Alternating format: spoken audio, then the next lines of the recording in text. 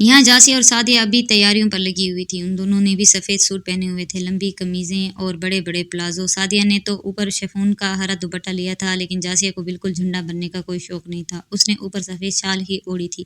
وہ ہمیشہ سے بہت بڑا دوپٹہ اوڑھتی تھی جب بھی اسے باہر جانا ہوتا تھا. جیسے جاسیہ کچھوے کی رفتار سے تیار ہو رہی تھی. جلدی کرو جاسیہ، جب سارا شغل ختم ہو جائے گا ہم تب جائیں گے. جاسیہ نے گندا سا منہ بنا کر سعدیہ کو دیکھا.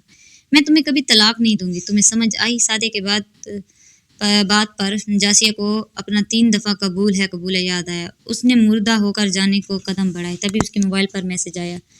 آج رات اس کے گھر میں کوئی نہیں ہوگا، وہ اکیلی ہوگی. یہ اچھا موقع ہے، ہم اس سے مل سکتے ہیں. ہمیں اسے ملنے سے کوئی نہیں روک سکتا. تمہیں ایڈریس بھیج رہا ہوں، میں تمہیں یہاں پر فکس 12 بجے اٹھاؤں گا، ریڈی رہنا. جاسیہ نے اوکے کا میسج سینڈ کیا. وہ اب سعدیہ سے بھی آگے چلنے لگی. سعدیہ نے اسے حیرانگی سے دیکھا. یہ لڑکی کی چال اتنی تیز کیسے ہو گئی؟ کس کا میسج آیا تھا؟ کوئی بوائے فرینڈ وغیرہ ہے؟ باہر انتظار تو نہیں کر رہا؟ شٹ اپ اور جلدی چلو ورنہ تمہارے سارے توتی بازی ختم ہو جائیں گے. گھر سے باہر نکلتے ہی ایسے ہی توتی بازی شروع تھے. بچے بڑے سب ہی پاں کرتے گلی محلے میں گھوم رہے تھے. ہر جگہ پٹاخے. سب نے 14 اگست کی رات کو چاند رات بنایا ہوا تھا. جاسیہ نے سامنے کچھ بچوں کو روکا. یہ سامنے حلیم چچا کا گھر ہے اور وہ سامنے فوزیہ آنٹی کا گھر ہے. اس طرف 2 اور بزرگ اور بیمار رہتے ہیں. گلی کھیلنے کی جگہ نہیں ہوتی. ایسی جگہ یہ اپنے توتے بجاؤ اور شور کرو جہاں پر گھر نہ ہو. شغل کا مطلب یہ نہیں ہوتا کہ ہم دوسروں کو بے آرام کریں، دوسروں کی بیماری کا خیال نہ رکھیں، دوسروں کی نیند کا خیال نہ رکھیں. میں دوبارہ تم لوگوں کو یہاں گلی میں نہ دیکھوں. سارے بچوں کو لے کر ادھر جاؤ. ٹھیک ہے جاسیہ باجی، میں سب کو لے کر جاتا ہوں. اور جاسیہ باجی جشن آزادی مبارک ہو. بچے نے جاسیہ کی گال کو چوما. جاسیہ نے اس کی گال کو چوما. وہ ہاتھ ہلاتا ہوا سارے بچوں کو لے کر وہاں سے دوسری طرف چلا گیا. تمہارے 14 رکعت اور چما چاٹی ہو گئی تو ہم چلیں؟ سعدیہ طنزیہ مسکرائی. چلو مہاتما گاندھی.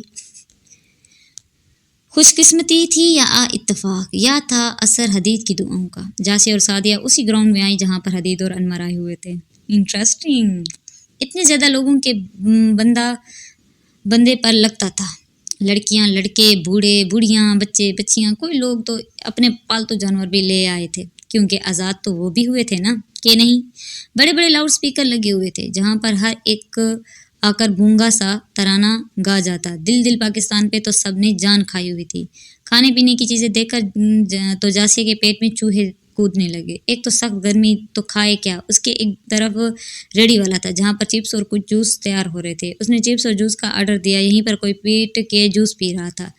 بھائی پلیز زیادہ ٹھنڈا مت کیجیے گا جوس، اور چپس پر زیادہ مسالہ ڈالیے گا. جاسیہ کی آواز سن کر جوس پینے والا وہیں کھڑا کا کھڑا رہ گیا. یہیں کسی بچے نے آ کر سعدیہ کے کان میں توتی بجائی. جاسیہ کا زور سے کہکا نکلا. کہکا سن کر حدید اپنی جگہ سے ہل نہ سکا. سعدیہ کو سخت اکتاہٹ ہوئی. اس نے جاسیہ کا بازو پکڑا، اسے وہاں سے گھسیٹتے ہوئے لے گئی. حدید کو کچھ سمجھ نہیں آیا اور وہ فوراً پلٹا. ارے میرے چپس اور جوس! سعدیہ رکو یار! لیکن جاسیہ پھر غائب ہو گئی. اللہ! حدید نے اپنے بالوں کو مٹھی میں لے لیا اور سوچ میں پڑ گیا. اسے پھر ایک دفعہ یہ اپنا وہم ہی لگا. حدید ہلکی سی اداسی کے ساتھ انور کے ساتھ آ کر ٹھہر گیا. ہائے بیچارہ! 12 بجنے میں اب کچھ منٹ باقی تھے. سب کو تھا جشن آزادی کا انتظار اور جاسیہ کو تھا اس کا. حدید نے کچھ سوچا اور جا کر مائک سنبھال لی. Hello hello hello please attention. سب لوگوں کے کان اسپیکر کی طرف گئے. پاں رک گئی. لوگوں کی سرگوشیاں بھی اور نعرے بھی. حدید کو کچھ لائنز یاد آئیں. اس نے اپنا گلا صاف کیا اور سٹارٹ لیا. 13 اگست 1947. یہ ہے آل انڈیا ریڈیو لاہور. سرگوشیاں پھر شروع ہوئی. سب ایک دوسرے کو حیرت سے دیکھنے لگے. آپ ہمارے اگلے اعلان کا انتظار کیجیے. انتظار کا لفظ سنتے ہی سب ایک دم خاموش ہو گئی. جاسیہ کی گردن تھوڑی اٹھی لیکن رش زیادہ تھا. سب کو گھڑی کی ٹک ٹک سنائی دے رہی تھی. ٹک ٹک ٹک. 30 سیکنڈ بعد 12 ہونے والے تھے. حدید نے پھر بولنا شروع کیا. 14 اگست 1947. یہ ریڈیو پاکستان لاہور ہے. آپ کو پاکستان مبارک ہو. سب کو ایک ساتھ جوش آیا. سب نے نعرہ لگانا شروع کر دیے. سب فیز 1947 میں چلے گئے. حدید نے ترانہ کہنا شروع کیا. پاک سرزمین شاد باد. سب نے اپنے سینوں پر ہاتھ رکھ لیے. کشور حسین شاد باد. سب نے حدید کے ساتھ کہنا شروع کیا. کراچی ترانے سے گونج اٹھا. جیسے آج آزادی ملی ہو، آج سمجھ آئی ہو آزاد ملک کی اہمیت. ترانہ ختم ہوا. کئی آنکھیں اشک بار تھیں. حدید نے ایک خوبصورت شاعری کہنا شروع کی. جس کے خاکی رنگ کی خاطر کئی بدن خشک ہوئے، جس کے ٹھنڈے سائے کی قیمت ایک عہد کے خواب ہوئے. اپنی مٹی اپنی چھاؤں کیوں پیاری ہے ہم سے پوچھو. سب نے زور سے تالیاں بجائیں. حدید رکا نہیں، مزید کہنا شروع کیا. 14 اگست شروع ہو چکا تھا. سب گانا بجانا بھول گئے تھے. اس کی آواز میں سحر تھا، اس میں کوئی شک نہیں. جاسیہ ایڑیاں اٹھا اٹھا کر اسے دیکھ رہی تھی پر وہ نہ دکھا.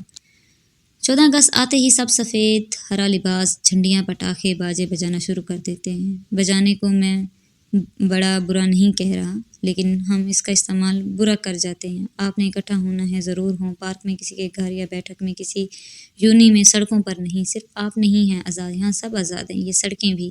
آپ گلیوں میں باجے بجاتے ہیں، گھروں میں بیمار بزرگ ہوتے ہیں، لوگوں کے کئی اور سارے مسائل ہوتے ہیں جو آپ کے اس مزے کو برداشت نہیں کر پاتے.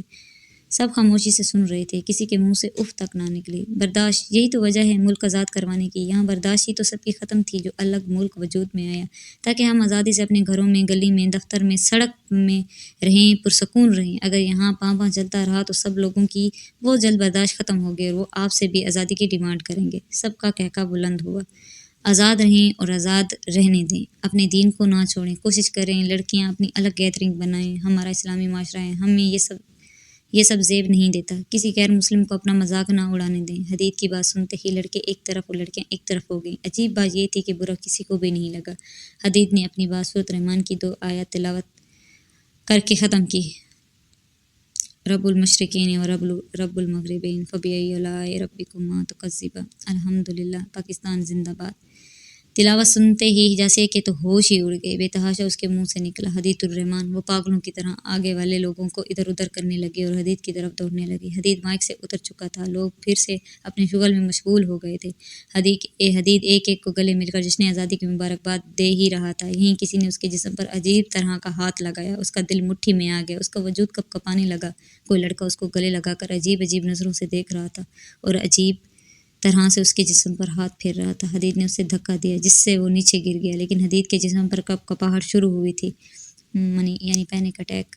انور جلدی سے آگے بڑھا. اس نے نیچے پڑے شخص کو غصے سے دیکھا. اسے جا کر گھونسا لگایا، پھر بھاگ کر حدید کی طرف آیا، اس کو پکڑا اور جلدی سے بائک پر بٹھایا. بھاگتے بھاگتے جاسیہ کی سانس چڑھ گئی تھی. سر سے اس کی شال اتر چکی تھی، لیکن اس کا حدید الرحمان جا چکا تھا. وہ بائک پر جا رہا تھا. وہ اس کی پیٹھ دیکھ سکتی تھی. وہ آج بھی حدید الرحمان کو نہ جان سکی. ابھی وہ اس صدمے میں تھی کہ اس کے سامنے بائک آ کر رک گئی. بائک کے ہارن سے وہ ہوش میں آئی. وہ بھی آرام سے بائک پر بیٹھ گئی. اسے ہوش بھی نہیں آیا کہ وہ سعدیہ کو اتنے بڑے میلے میں اکیلے چھوڑ کر چلی گئی ہے، اسے بتائے بغیر.